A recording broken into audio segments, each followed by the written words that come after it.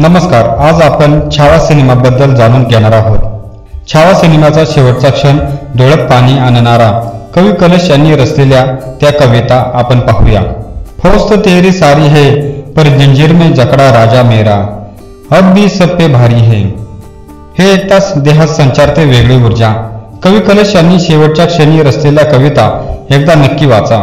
दुसरी कविता म्हणजे युद्ध में कौशल गजब दिखावे, रिप दमन कर शंख बजावे, जनमानस के धूपर होगे, चरम चमकती धूपर होगे, प्रसन्न रहे माता जगदंबा, वो छत्रपती ओ सहचर संभा।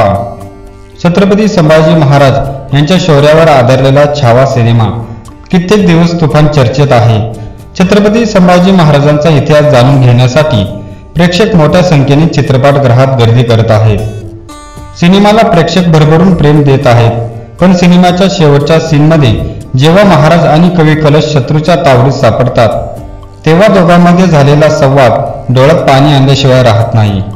छावा सिनेमाचा शेवटचा सीन सध्या सोशल मीडियावर तुफान व्हायरल होत आहे।